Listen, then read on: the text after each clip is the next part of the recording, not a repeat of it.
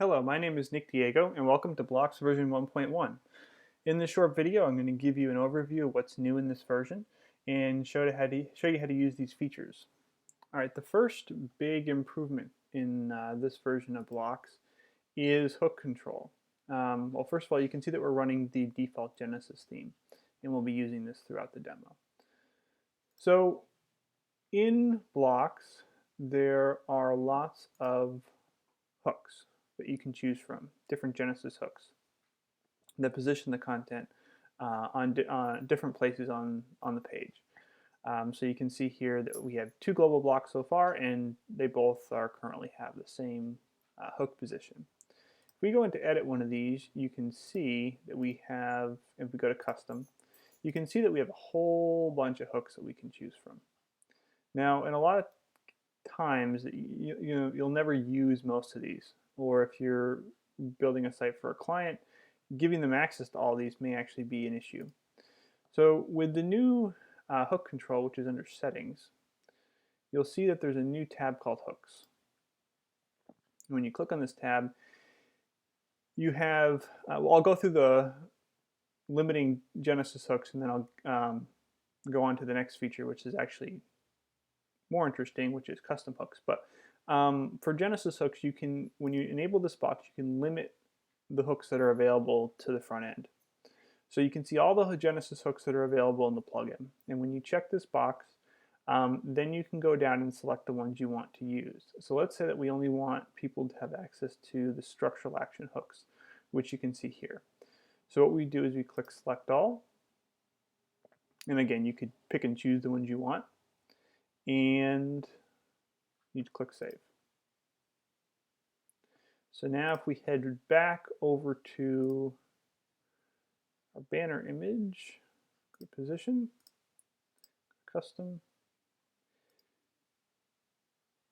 you can see that only the hooks that we chose are available. Now you're going to see this message because the hook that this defaulted to, and it defaulted to one of the Genesis title hooks, which is not available because we didn't select it. So that's why you're going to see this message. So let's update it to one that is available. We'll click update, and that message will go away. So the message is handy because let's say you have 100 blocks on your website, and you go in and you restrict hooks. You may not remember what every single block, the position of every single block. So it will tell you if certain blocks have errors, position errors. And if you, let's say the block that we chose was the Genesis header, for the position for that block was Genesis header. If we unselected this, and we'll click save again, go back, now you can see that there's a position error, and because we disabled that hook setting. Now if you see an error, this block will no longer appear on the front end of your site. So in addition to controlling visually the hooks that people can pick, it also disables blocks on the front end that are using those hooks. So any block that's using a hook that's not selected will not show up. Another cool feature is that you can rename these. So sometimes these, the hook names is a little bit difficult to understand. So let's say we wanted to add a new name, like just simply like header.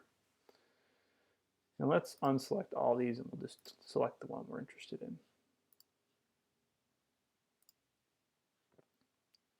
Come back here. Now on the main page, it's always going to give you the actual hook, just because so you'll know exactly where it's going. But when you come in here and you go to position, you can see that what you're selecting from gets renamed is just header. So you could come in and rename all the different hooks that you wanted to use. So in this example, there's only one option for people to choose from. Now normally you'd probably want a few more, but yeah, you can limit it as much as you want.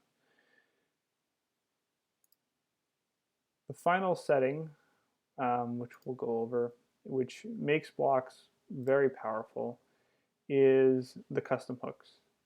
So when you enable custom hooks, and I disabled the limiting, actually, let's enable that back. And let's just select those two. To add a custom hook, you can come in and let's say you have a theme or another plugin that has action hooks that you want to target with Blox.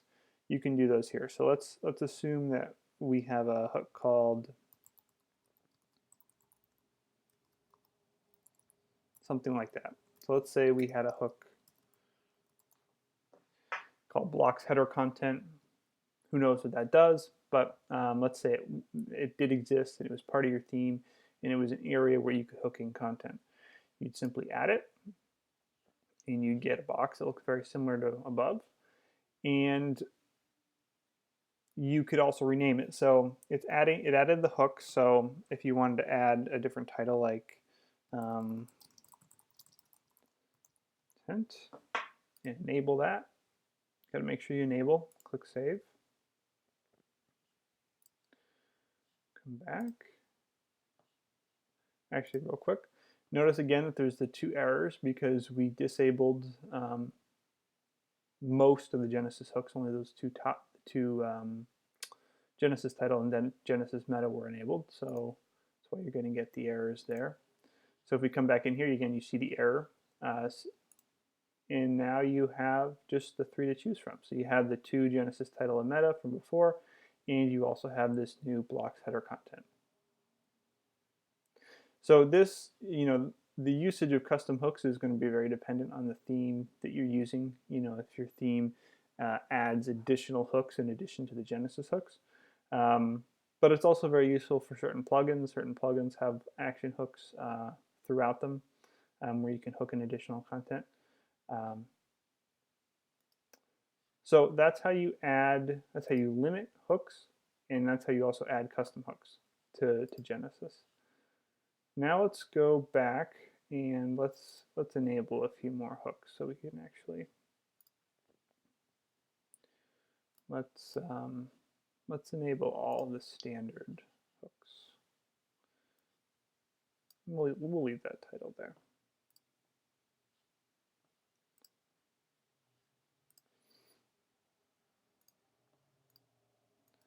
Okay, so now let's add a brand new block, and we'll just call it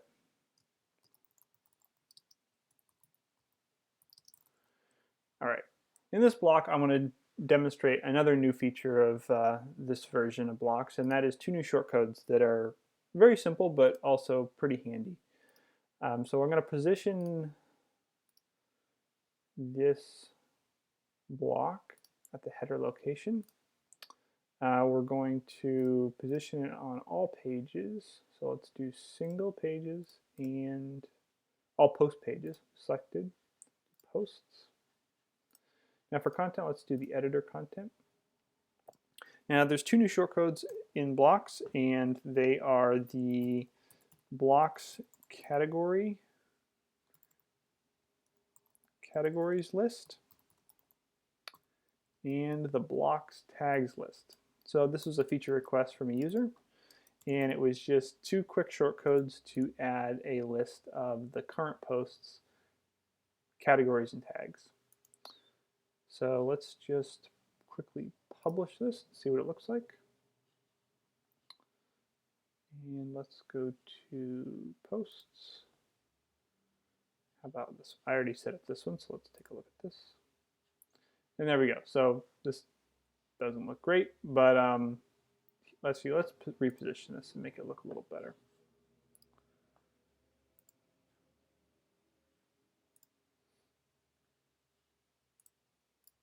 Let's do after header. Actually, let's put it Genesis before content. And update.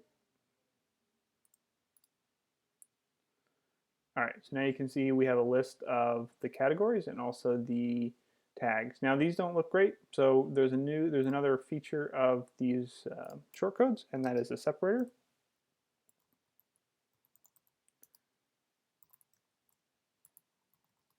And let's just do a comma. And let's add this to both.